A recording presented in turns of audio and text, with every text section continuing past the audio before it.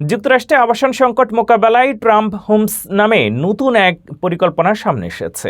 Liner ও Taylor মরিসনের মতো নির্মাতা প্রতিষ্ঠান এতে যুক্ত। ভাড়া দিয়ে মালিকানা অর্জনের এই রেন্ট টু ওন মডেলে মিলিয়ন বাড়ি নির্মাণের কথা বলা হচ্ছে, যার বাজার মূল্য প্রায় $250 বিলিয়ন।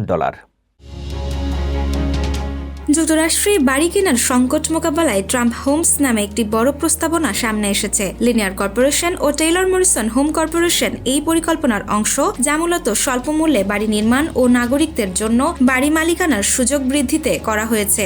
প্রস্তাবিত মডেলটি হল রেন্ট টু ওন বা ভাড়া দিয়ে মালিকানা অর্জনের প্রক্রিয়া। এতে ভাড়াটিয়ারা 3 বছরের মধ্যে প্রদত্ত ভাড়া তাদের ডাউন পেমেন্ট হিসেবে ব্যবহার করতে পারবেন যদি তারা বাড়িটি কিনতে চান। প্রকল্পটি জটিল হলেও এটি প্রাইভেট বিনিয়োগকারীদের মাধ্যমে প্রায় $1 বিলিয়ন বাড়ি নির্মাণ এবং $250 বিলিয়ন মূল্যের হাউজিং সরবরাহের সম্ভাবনা দেখাচ্ছে।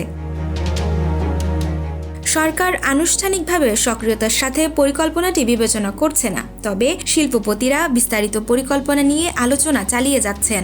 এই প্রস্তাবনার লক্ষ্য হল বাড়ির যোগান বাড়ানো, ক্রেতাদের স্বল্প মূল্যে বাড়ি কেনার সুযোগ তৈরি করা এবং বাজারে সমাধান প্রদান করা। উচ্চ সুদের হার এবং বাড়ির ঘাটতি মার্কিন ক্রেতাদের জন্য সমস্যা তৈরি করেছে, যা ট্রাম্প হোমস প্রস্তাবনাকে গুরুত্বপূর্ণ করে তুলছে।